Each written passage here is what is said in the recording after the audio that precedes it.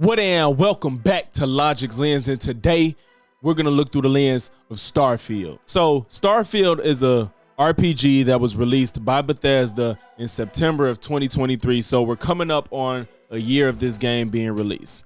The big thing about this game is it was one, made by Bethesda, two, it was a new take on their style of RPG.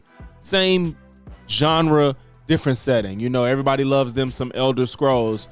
So they just took that concept and put it in space. So lo and behold, the game releases, and initially it comes out to great reception.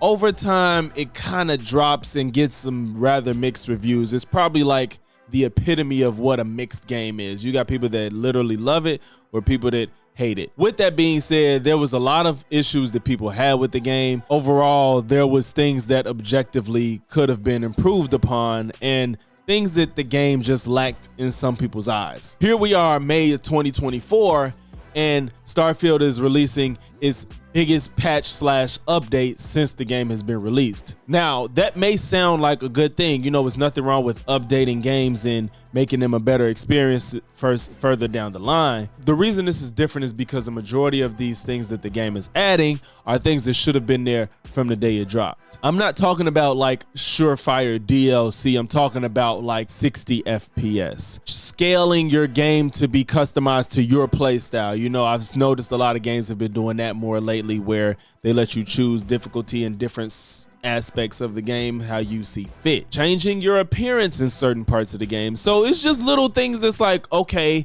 this might have made this game way more well received when it dropped versus a year later, when most of the people that played the game probably have gotten the most out of it and have put it to the side now. They would probably have to replay it to get the most out of these changes. So yeah, I don't know. This is not a good look, Bethesda. So let's go to their website and look at the updates in depth and see exactly what they've added. So we're on Bethesda website, and this is the list of the things that they're going to add to Starfield come, I believe, May 15th. Improved surface maps. We've heard your feedback, and we've made some big improvements to surface maps, so you'll always know just where to go and no longer get lost on the way to your parents' place. And they weren't buying that excuse anyway. Little jokey joke. Ha ha. I mean, I would think that map navigation would be pretty important. I mean, I guess it's an improvement. I'm not sure if it's going to be significant enough to where it's like, wow, why didn't they have this? Or thanks, this is cool now. New gameplay option for those of you who like a bit of an extra challenge or want to make some aspects of the game easier. You customize experience with brand new options in the settings menu. You want to make ground combat harder but ship combat easier, you can do just that. Yeah, see, a lot of games, especially RPGs, have already been doing stuff like this. And with this being considered a next-gen game, it should have been in there. That honestly should have been in there. Like, I don't see why you had to wait on that. It's not like you were behind on games having this type of feature in it. Added ship decoration mode to the interior ships. Now you can decorate your ships. That's not a big deal, but it's a cool addition if you ask me. But like again, things like this is like people that might have been interested in this are probably done with this game. And I'm not saying nobody's gonna go buy Starfield anymore, but I think that the people that bought it initially and bought into the hype, they missing out. Because I know me personally, if I played this game and they added these things afterwards, I would be like, well, it would have been nice if I fucking got to do that after I paid $70, but I beat this game, or I put in 100 hours and now I'm done and moved on to something else.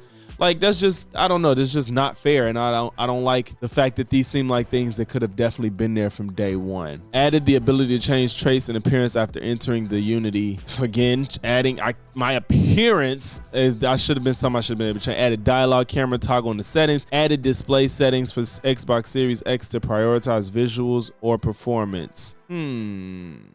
So we got to the display settings. Now this is one of my biggest contentions with this whole debacle. Frame rate target. You can now choose between 30, 40, 60, or an uncapped frame rate on VRR displays. If you do not have a VRR display running 120 Hz, you will still be able to select from the 30 or 60. Screen tearing may occur at times when selecting 60 on a non-VRR display.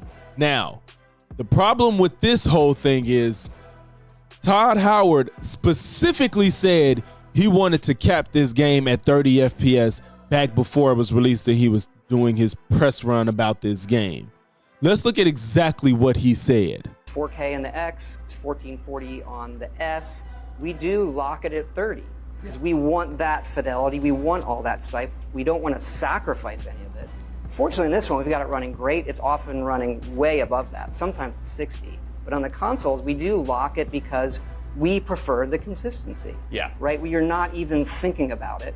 And we don't ever want to sacrifice that experience that makes our games, really, really special. So feels great. We're really happy with how it feels even in the heat of battle. And we need that headroom because, in our games, really anything can happen. Now, he wanted to keep the experience. He wanted the essence of what the game is supposed to be and what it's supposed to look like. And they don't want any interference with any of that and it to be perfect. Why is it that all of a sudden you release the fact that people can now choose what they want to do? Now, if you want to play at 30, you can. If you want to play at 40, you can. If you want to play at 60, you can. Is that not still interfering with what you wanted the game to be and what did you want everybody to experience in the exact same way that you envision it?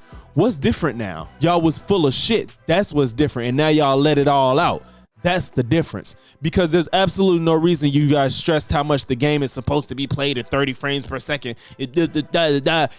No, you guys know that the Xbox Series S has been giving you problems and you couldn't do it. And now the time has went by. You're only putting the 60 frames per second option on the Xbox Series X because you know that the S can't handle it. And now enough time has went by and now the mask is off and you're like, oh yeah, we always could have put that shit on 60, but we couldn't just say that and just shit on the Xbox Series S, folks. We're not stupid. Like it's no need to lie. We know that the Series S cannot handle certain things. So just put the game out on 60 for the Xbox Series X. Don't release it with this shit and act like, oh, now, we updating the game, so let's up the cap, but you tried to stress that the game had to be played like this. Go to hell. So if we keep going, this is just the in-depth look. You could go on Bethesda's website to see all the specifics of the updates. It looks like it's pretty significant overall. Like, this is a lot.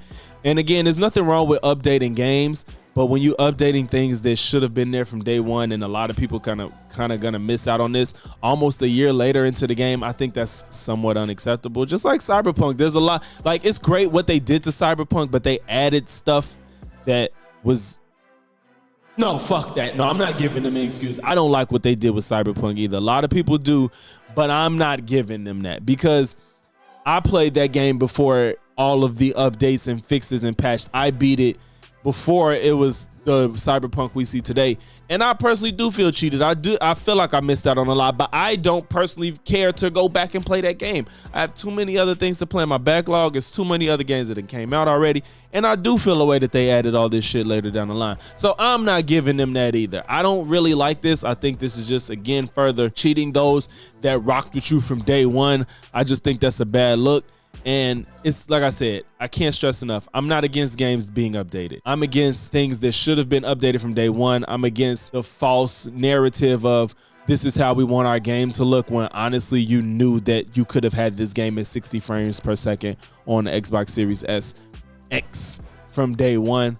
I'm not rocking with it. It just feels a little slimy. Also, Todd Howard responded to the backlash of the reception of the game, which is kind of weird to me because you didn't respond to what people are saying about this update. There's people that don't care, and then there's some people that's really criticizing it because it just looks like a bunch of bullshit. On IGN, Todd Howard basically was speaking on the reception and how it wasn't that well received. I don't know why he's responding to that part now, as if we didn't know how this game was received last year, or closer even into the beginning of this year and towards the end of last year. Like, the game kind of lost favor in a lot of people's eyes. So yeah, if you want to read this is on IGN's website. I'll read this little section from his response to the backlash of Starfield's reception. I do think for us, particularly me going into science fiction game, I want to be able to land on all the planets. I want the game to say yes to us, knowing that the content is going to be different than you've seen from us in the past when you're exploring a landscape, Howard said, and that's some of the trade-offs we'll make to do what we think makes a science fiction game like this. That's based in this kind of fiction and reality, and to make it what it should be, each of the franchises should be its own thing, blah, blah, blah, blah, blah. For those that was interested in and still are and want to play this and give it a chance, I would say why not? Hopefully, shit, you could get more of the benefits at a lower cost. You know, maybe get it used, or maybe they're running a sale. Probably gonna still charge full price, especially because they're adding stuff now. But nonetheless, just spend your money wisely. Just keep in mind the practices that some of these companies are doing on games. Evaluate how much you want them, how much you want to spend on them. If you need to play it right away, do you think it's worth it to wait later down the line? Just take all that into consideration. This isn't an objectively bad thing, but I do think it's something that you should just kind of pay attention to and just kind of hash it out on your own mind of what you think is the best practice for these games and for the future games to come. This may be something we see more often, holding back from day one to act like that you care and then add things to the game later. I don't think we should make purchases like that initially. That should just be a bonus for you supporting them in the beginning, especially when you add things like frame rate, when that could have came out when the game was released if you guys just waited a little bit more time. But it's kind of weird how they moving out here. But thanks for tuning in to Logix Lens, where the gamers win, and I'm out.